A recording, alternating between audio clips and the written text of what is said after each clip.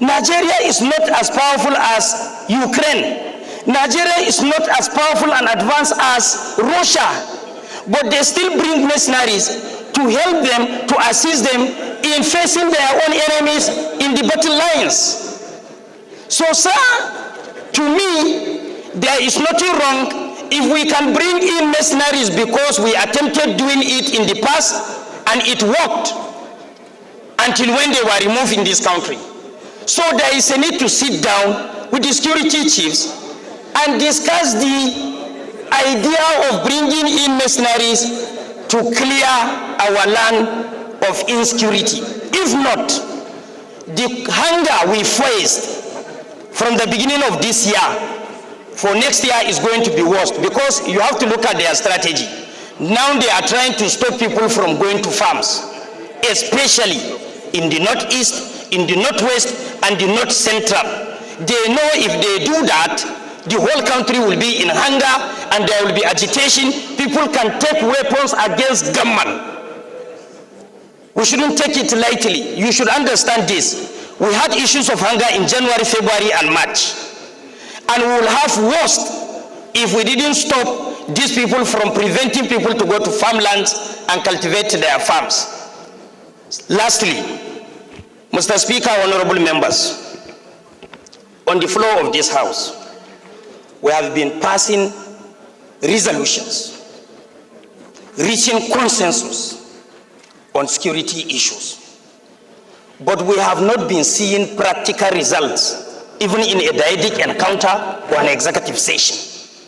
We deserve to know the truth because we represent our people. We are here to speak and on behalf of our people. So we are the first people that should know. Democracy emanated in the ancient Greek city-states, and people gather in a marketplace to sit down and discuss the affairs of their state. And now is constituency. You represent Bende, I represent Chibok Damboa Federal Constituency. People of Bende deserve to know the truth from you, and people of Chibok Damboa Goza deserve to know the truth from me. And I can only know that if and only if I've been communicated effectively. Right. For that matter, this is where I want to make my contribution. I urge us to at least look at the alternative of bringing in mercenaries to assist our existing military and other agents of coercion on ground to end insecurity in the country. Thank you, sir. Thanks for yielding the floor to me. My name is Kingsley Chinda. I represent Obiabo constituency. I'm an Ikwere man from Rivers State. My dear colleagues, I will start by saying that though tongues and tribe may differ, though political parties and religion may differ, one area that we have agreed in this House, united together, is the issue of insecurity. We have all agreed from all the contributions that something need be done and need to be done urgently. I will say that I have not seen any parliament today that discusses the issue of insecurity as much as we do, which is a clear sign that we are concerned and that we are worried.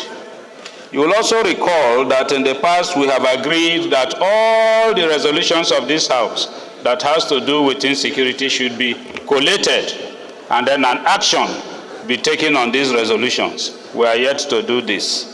Again, let me quickly say that we should look at the cause of insecurity, which our colleagues here have highlighted, and then perhaps dedicate a day, sir, a particular day set aside for us to discuss this issue of insecurity and arrive at resolutions.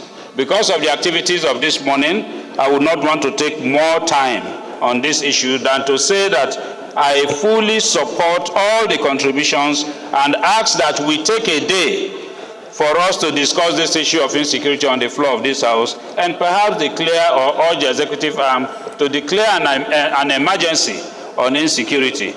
One of the major problems is the issue of food insecurity, which we appear to overlook. When people are hungry, you don't expect them to be normal. We have food prices skyrocketing every day. We also need to check these things. But Mr. Speaker, my dear colleagues, I support this motion and pray that action should be taken that will work outside the box on this issue of insecurity. Thank you, sir. Can take on this.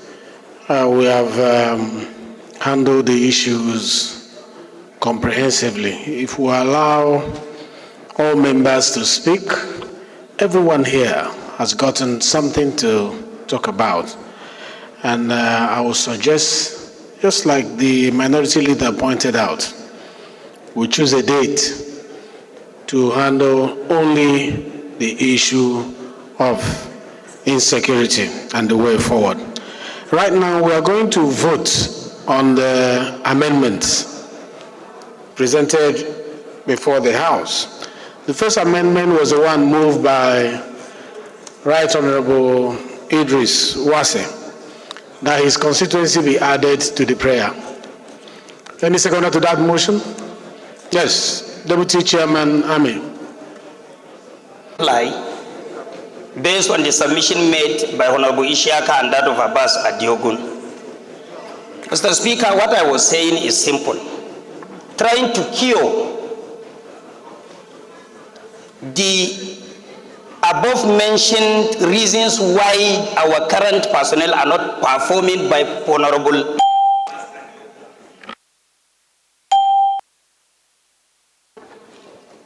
trying to cure the mentioned items why our security agencies are not performing as enumerated by Abbas Adiogun. One, he said we don't have enough personnel to provide security for 200 million Nigerians. Am I right? He said we don't have the required equipment to fight the war. Am I right? He said we don't have the required stimulants, in other words, welfare, to encourage our security personnel to fight the war. If you don't have that, there is nothing wrong in recruiting. A recruitment can come either from within or from outside. Army strength of Ukraine and Russia is better than that of Nigeria, but they still invite mercenaries to come with their personnel, with their equipment, and whatever you can think of to assist them and end the war they are facing. So this is the only thing I'm asking. I am not saying the security chiefs or service chiefs are not performing. Yes, they are doing their best, but what I am saying is, in as much as we have this war for almost 2 decades today, and we spend more than 19 trillion naira on it, and in the past, during Jonathan Goodluck, there was mercenaries and they were performing before they were removed. There is nothing wrong in bringing them back so that they can augment the effort of each other. Synergy can only be achieved if you have two fusing together or merging together. That is my concern. All right. But if it's the leaf of the house, there is nothing wrong. I can step down my motion. Some people want to speak on this. Let me... This is my name. I represent the good people of Yagbafe constituency. I'm from Kogi State. You can see I've been raising up my hands severally because of the dangers embedded in these machineries that we are talking about. Peradventure, you invite these machineries, they come, and they help you solve this problem, as you said. And it happens that they are facing challenges after they go back to their country. They could not survive well, and they are hungry. They will create more insecurity for you because you are the one that will be feeding them. If it is true that they have appeared here before, then we need to investigate the level of insecurity we are having today. That mercenaries may be the cause of that. What I subscribe to is this adaptation of strategies that Honorable Miriam mentioned.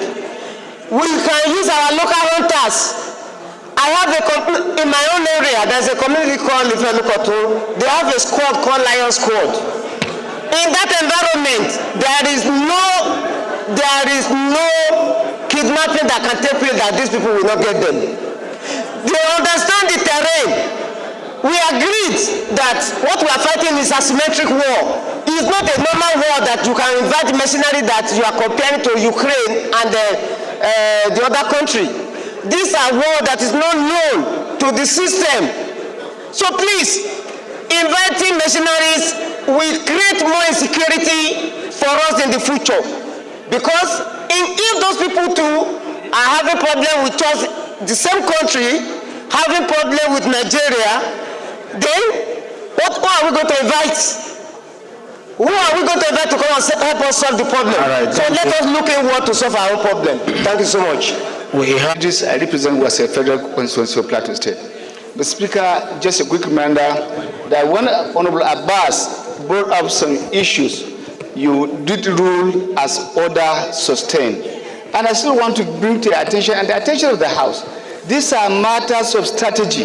You don't discuss, like it is being canvassed and said, issues of security strategy on the floor of the House. No parliament does that. And we shall be in the open, and we shall be now doing the service.